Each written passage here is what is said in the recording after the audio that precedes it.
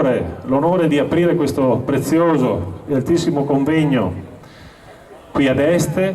Spetta al professore Paolo Bernardini, docente ordinario di storia all'Università di Insubria, Como.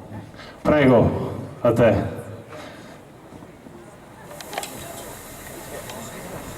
Allora, spero. Grazie. Allora, io intanto ringrazio tutti voi che siete qui presenti questa sera.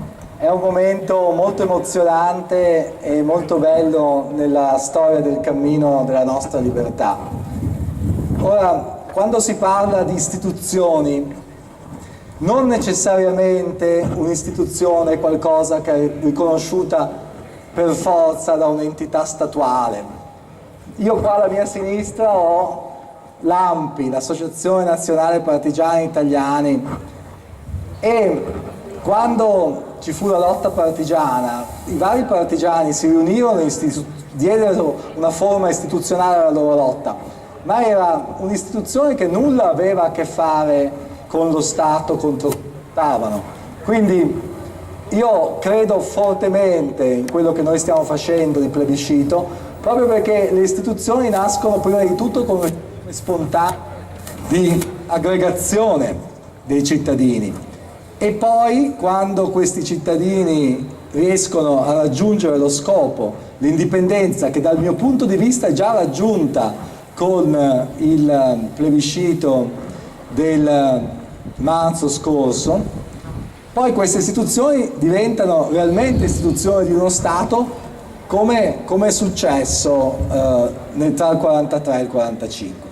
Quindi questa è la prima osservazione di questa sera, e con questo io lo dico essendo molto felice del fatto che il Consiglio regionale abbia approvato oggi la 342. Io credo che tutte le strade portino via da Roma e che non esista davvero una strada esclusiva, anche se la mia simpatia forse va maggiormente a un'istituzione spontanea, naturale, che ha già dato al mondo il Consiglio dei 10, dei 10 delegati che stiamo portando avanti un discorso di libertà. Questo detto è molto importante che anche la Regione si sia espressa in questo senso, perché in un certo senso la Regione è un giano bifronte, è una creatura incipite, perché da un lato è una creatura costituzionale italiana, dall'altro però è una creatura che rappresenta, in forma di democrazia rappresentativa, tutti i veneti che insistono sul territorio veneto. E in questa duplicità io credo che se il Consiglio regionale sarà coerente coraggiosamente con la decisione di oggi, potrebbe dimostrare al mondo, perché ormai il mondo ci sta osservando, ogni giorno ricevo telefonate piuttosto che email da istituzioni o soprattutto da giornali stranieri che sono interessati a quello che sta succedendo. Perché una cosa è certa nella storia, io sono uno storico, qui davanti a fianco a me l'avvocato Fogliata, che è un eccellente storico della Repubblica Serenissima, da cui ho imparato moltissimo, ho il professor Bassani, che è un mio collega, che è storico del pensiero politico. Nella storia abbiamo chiaro una cosa: quando si innesta un meccanismo non si ferma più. Quindi quando si innesta un meccanismo degenerativo, che è quello dello Stato italiano, questo meccanismo non si ferma più, può solamente peggiorare. Quindi noi dobbiamo essere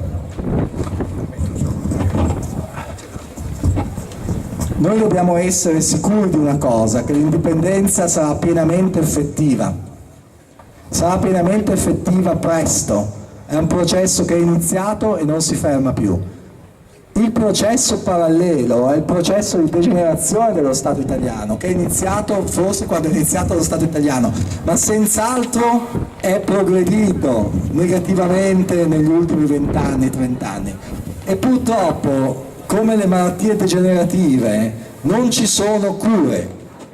Quindi Noi assistiamo a due movimenti paralleli: da un lato il popolo veneto che ha sempre più identità di se stesso e sempre più sete di libertà, dall'altro assistiamo alla degenerazione dello Stato coloniale che ha tenuto in forma di colonia il Veneto dal 1866 ad oggi. La stessa degenerazione non si ferma più. Una volta che sono interiorizzate queste due cose, questi due elementi, la strada, che può sembrare complicata, in realtà appare una strada più semplice. E poi lasciamo parlare i colleghi dell'aspetto internazionalistico della Repubblica Veneta. Io vorrei solamente soffermarmi su Este, su questa città che ha una storia così strana, che è una storia in realtà che è un legame secolare da inizio 400 con la Serenissima, un legame che è stato sempre felice. E allora per qualche motivo, quando l'Italia conquistò anche Este, cosparse la città di simboli che violano la storia di questa città. Io davanti a me ho un obelisco.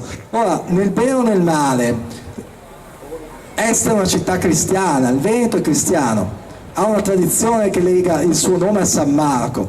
L'idea di mettere un obelisco celebrando le vittorie di Garibaldi e chiamare una piazza Piazza Trento, poi tornerò su Piazza Trento, è in realtà un insulto, che è uno degli infiniti insulti alla memoria storica, perché l'obelisco è un simbolo che piaceva a Jefferson, come sa benissimo Marco Bassani, che è uno dei più grossi esperti mondiali di Thomas Jefferson, ma è un simbolo egizio che poi diventa un simbolo massonico, che nulla ha a che fare con la città di Este.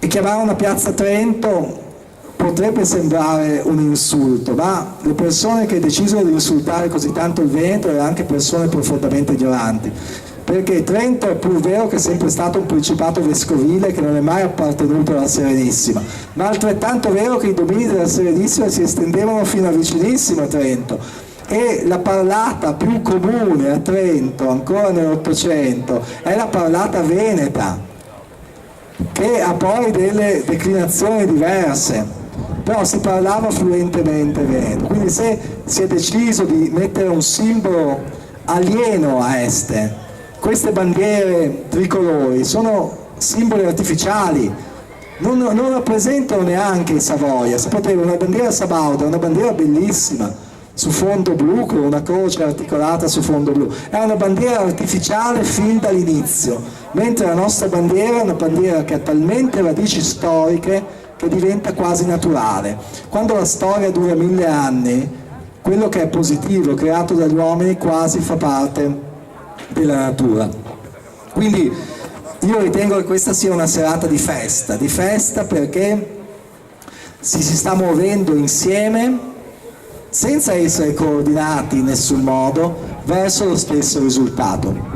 E quindi io auguro che presto sia pienamente effettiva la Repubblica Veneta e esplichi la sua effettività in tempi molto brevi, perché è quello che il popolo veneto chiede, è un popolo veneto che in questi anni ha sempre più riscoperto la propria identità in funzione nuova, l'identità di un popolo millenario che si proietta nel futuro, e questa proiezione del futuro è avvenuta grazie, con uno slancio infinito, grazie a quello che abbiamo fatto con il plebiscito.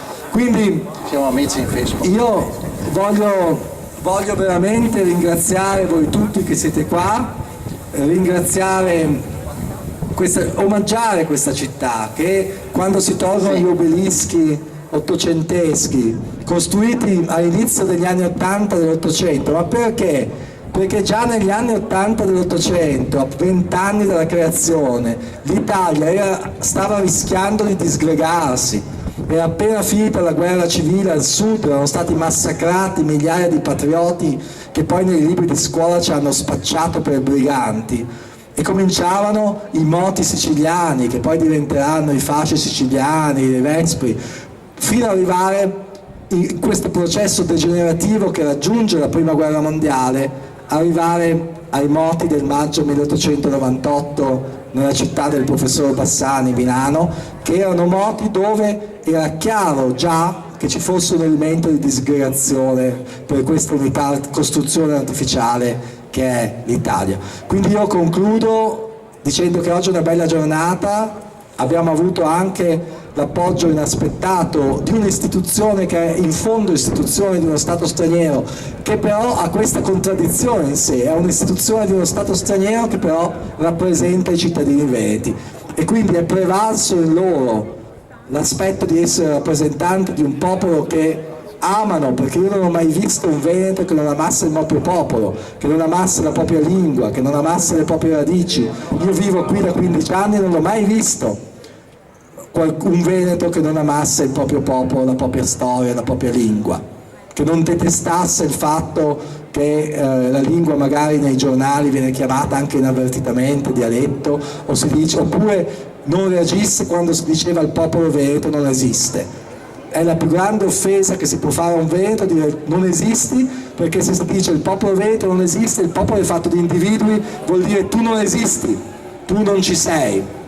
Quindi io dico che oggi è una giornata molto bella, ho già sottratto molto tempo al tema principale, che è la Repubblica Veneta, come si sta comportando di già nel mondo, perché abbiamo già tanti uffici di rappresentanza consolari spontanee, e viva Este, viva San Marco!